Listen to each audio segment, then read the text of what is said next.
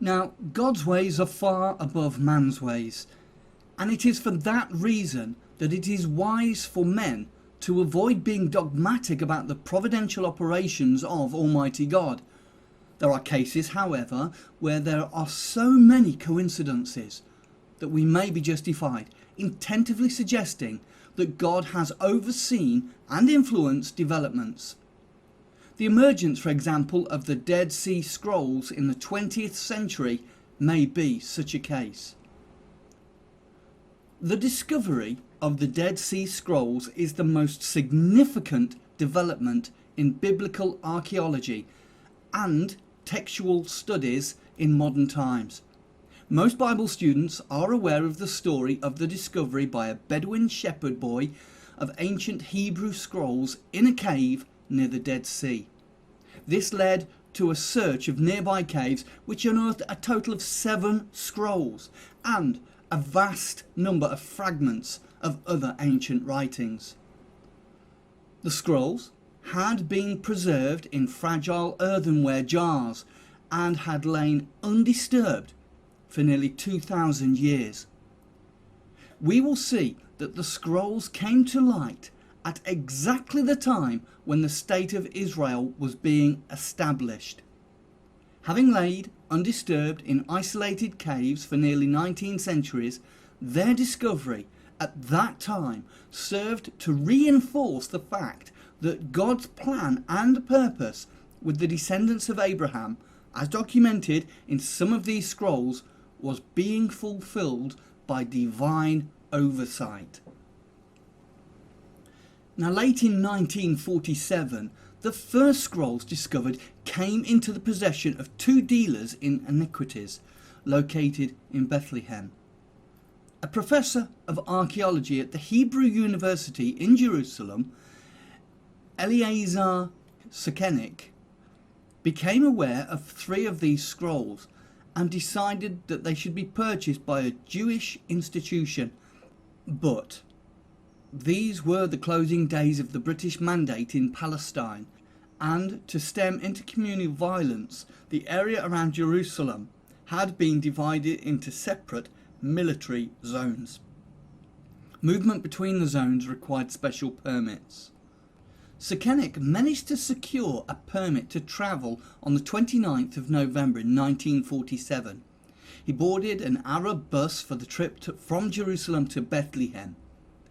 He was the only Jew in the bus, and tensions were running high, as this was the day on which the United Nations General Assembly was to vote on a motion to partition Palestine, allowing for the creation of Arab and Jewish states.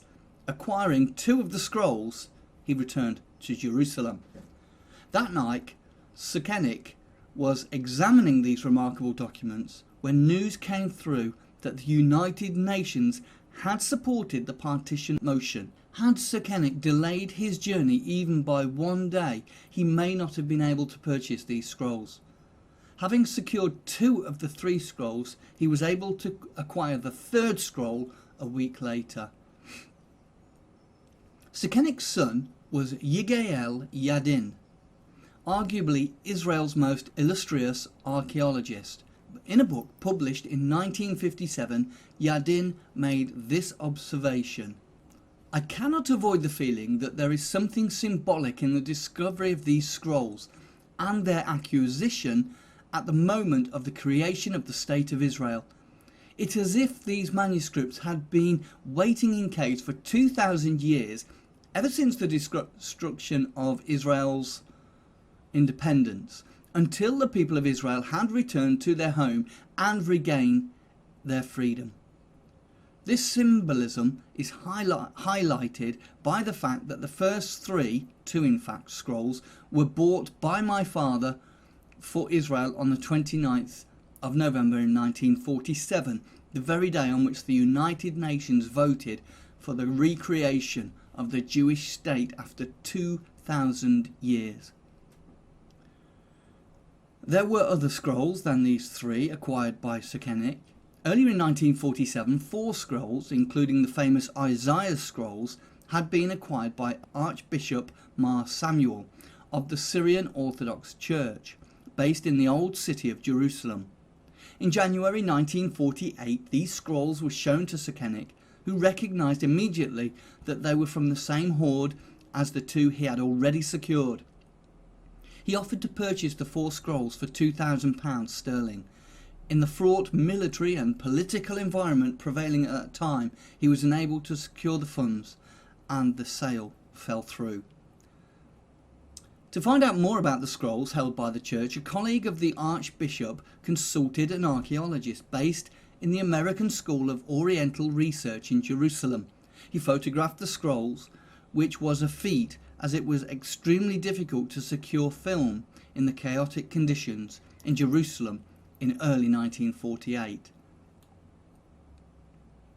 Having eventually obtained enough film, he sent the photographs to the leading biblical archaeologist. Having eventually obtained enough film, he sent the photographs to the leading biblical archaeologist and Semitic epigrapher at the time, William Foxwell Albright, at Johns Hopkins University in Baltimore in the United States of America. Albright examined the photographs and sent the following message, which arrived at the American School of the Oriental Research in Jerusalem on the 15th of May 1948, the day after the State of Israel was proclaimed. My heartiest congratulations on the greatest manuscript discovery of modern times. There is no doubt in my mind that the script is more archaic than that of the Nash Papyrus. I should prefer a date of around 100 BC. What an absolutely incredible find, and there can happily not be the slightest doubt in the world about the genuineness of the manuscripts. Due to the Israeli War of Independence, 2 weeks after receiving this remarkable confirmation, the American School of Oriental Research was obliged to close, and its American scholars returned to the USA. Concerned about the risk to the scrolls posed by the war, Archbishop Mar Samuels sent them to Beirut for safety. In January 1949, he travelled to the USA with the scrolls in the hope of finding a buyer for them. To generate publicity, the scrolls were displayed in a range of prestigious locations across the USA, but curiously, no institution was willing to make an offer to purchase them. Archbishop Mar Samuel eventually settled permanently in New Jersey after more than 4 years waiting for a buyer. He became desperate, and on the 1st of June in 1954 inserted a classified advertisement in the Wall Street Journal inviting offers for the scrolls. Yigael Yadin was in the USA at the time, and his attention was drawn to the advertisement. He determined that they must be secured for Israel, but knew the Archbishop was unlikely to be willing to sell them to the Jewish state. Yadin arranged for an intermediary to negotiate on his behalf, and agreement was reached to pay $250,000 for the scrolls. The negotiator acting on Yadin's behalf, however, was not competent to authenticate the scrolls, and Yadin, who was competent to do so, was known to the Archbishop. So yet another go-between was needed to confirm the genuineness of the scrolls. A friend of Yadin, Harry Orlinsky of the Johns Hopkins University, agreed to take on the task. Now, it was quite fortuitous that they were able to secure his assistance, because Mr. Orlinsky was actually in the process of locking the door of his home before leaving on vacation when they telephoned him to ask for his assistance. A mere minute later and they would have missed him. Although reluctant to postpone his vacation, he and his wife concluded that the sacrifice was appropriate and they could assist the Jewish state.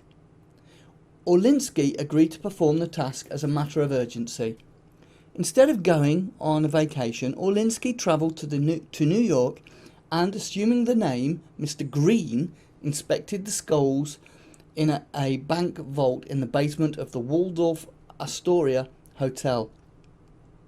Now, having authenticated the scrolls, he went to a public phone, called an unlisted number and uttered the code word Chayim, which means to life, to confirm his positive conclusion. The transaction was completed and the scrolls handed over to the new owner. The scrolls were flown to Israel one at a time, and on the 13th of February in 1955, Israel's Prime Minister Moshe Sharet called a press conference to announce that all 7 scrolls were now in Israel's hands. This made headline news around the world. How was it that Israel could acquire these 4 scrolls for such a modest price? In 1933, at the height of the Great Depression, the British Museum paid £100,000, equivalent at the time to about $355,000, for the Codex Sinaiticus. At about the same time that Yadin purchased these 4 scrolls, Yale University paid $50,000 for a first edition of Alice's Adventures in Wonderland. At $250,000, the 4 scrolls were a bargain. Why was the covert Israel offer the only serious offer made in response to the Archbishop's advertisement? Yagal Yadin ascribed the lack of credible offers to the false values of the market value for rare books in the United States. This explanation does not sound credible, and it would seem that other forces, perhaps divinely influenced, were at work. The caves where the scrolls were discovered are in the West Bank. During the Israeli War of Independence, Jordan conquered this area and the old city of Jerusalem. The Archbishop had smuggled the scrolls out of the old city after it fell into Jordanian hands. Jordan claimed title to the scrolls as they had been found in what it regarded in 1954 as its own territory. As Jordan had publicly asserted its claims to the scrolls, any prospective purchaser, a university or a national library, for instance, would have been concerned about the risk of legal action being taken by Jordan seeking the returns of the scrolls. This would have worried institutions in every nation other than Israel, which at the time was still technically at war with Jordan. Jordan would have had to recognise Israel if it wished to sue for the return of the scrolls. That could not be countenanced. Thus it was that Israel was one of the very few, perhaps the only prospective purchasers willing to be able to complete the transaction. A lack of competition also kept the price low for a cash-strapped Jewish state. Discovery of the initial scrolls in the 1940s sparked a search of other caves in the vicinity by official archaeologists under the leadership of G. Lancaster Harding, head of the Jordanian Iniquities Department, which began in January 1949 after the War of Independence as possible. The famous copper scroll was discovered in 1952 and sent to a museum in Amman in Jordan, but mostly all that was found were fragments of scrolls which had not survived intact. Bedouin tribesmen also continued searching the caves in the hope of finding material they could sell on the antiquities market. Even though the Bedouin were acting as looters and trading in their finds arguably was illegal, Harding decided to purchase as much as he could from the dealers acting on behalf of the Bedouin. In addition to being head of the Jordanian Department of Antiquities, Harding was curator of the Palestine Archaeological Museum, the PAM, now known as the Rockefeller Museum in Jerusalem. Instead of assigning the material, he purchased from the dealers to the Jordanian Government Museum in Amman. Harding arranged for the material to be deposited in the PAM. Eventually, thousands of fragments were in the custody of the PAM, and during the 1956 Sinai War, the Jordanian government became concerned that the PAM might fall into Israeli hands. As a precaution, the fragments were packed up and relocated to Amman. After hostilities ceased, the material was returned to the PAM in Jerusalem. In 1956, Bedouin tribesmen found a further cache of scrolls. It is not clear how many they found because rather than handing them over to archaeological institutions, these scrolls were also sold to antiquity dealers. It is known, however, that they found at least 3 scrolls and numerous fragments of scrolls. By 1961, the Jordanian government, aggrieved that so much of the material being unearthed in these caves was being dispersed to foreign purchasers, nationalised the scrolls. This meant that Jordan did not recognise private ownership of the looted material. In a further bid to ensure its control of the material, in 1966, Jordan nationalised the PAM. When hostilities broke out between Israel and Jordan in 1967, the Jordanians did not relocate the scroll fragments to Amman as they had done in 1956. Instead, they merely moved them to the safety of the basement of the PAM. The curious decision meant that when Israel seized the old city of Jerusalem early in the Six-Day War, both the museum and its contents became Israel's property. Had Harding decided to deposit the Dead Sea Scroll related material in a museum at Amman, or if the Jordanians had moved the material to Amman as they had done in 1956, it would not have come under the control of Israel in 1967. The most recent of the Dead Sea Scrolls to come to light is known as the Temple Scroll. This is one of the scrolls discovered by Bedouin tribesmen in 1956. It had long been suspected that antiquities dealers in Bethlehem named Kando was hiding a significant scroll from the caves. Bethlehem fell to Israeli forces early in the Six-Day War. On the 3rd day of the war, even while fighting was still raging in many areas, Yigal Yadin sent an Israeli colonel to confront Kando about the hidden scroll. Kando produced the scroll and it was immediately confiscated. Later he was paid $105,000 for the scroll, but it was now in Israeli hands. As an outcome of the Six-Day War, in 1967, Israel came to control most of the scrolls that have so far been discovered. The only exception is the Copper Scroll. Israel built an impressive museum, the Shrine of the Book, to house the scrolls. They are national treasures, documents which confirm the accuracy of the text of the Bible as it has come down to us over the centuries. The search for more scrolls continues to this day. Earlier this year it was announced that another cave had been found where scrolls had been deposited in ancient times. Unfortunately, that cave had already been looted, presumably by the Bedouins searching for antiquities to sell in the 1950s. Who knows? This may be the cave from which the Temple Scroll was looted. Why did Harding decide to concentrate the scroll-related material in a museum in Jerusalem rather than one in the capital of the country for which he worked? After all, the Copper Scroll was sent to Amman rather than Jerusalem. Why had Kando waited so long to sell such a valuable item? Perhaps he was hoping that holding back the scroll was to boost its value. Why did Jordan not move its scroll-related material from Jerusalem to Amman when war broke out in 1967, as it had in 1956? No doubt there is a natural explanation. It is at least curious that all these decisions by people who had little sympathy for the Jewish state have ensured that today so much of this material is in Israeli hands. So many significant dates and so many curious decisions came together in this story.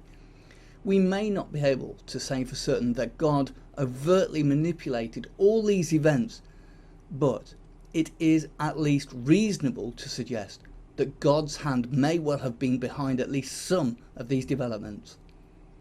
There is good reason to think that there was divine oversight in the preservation and the discovery of the scrolls.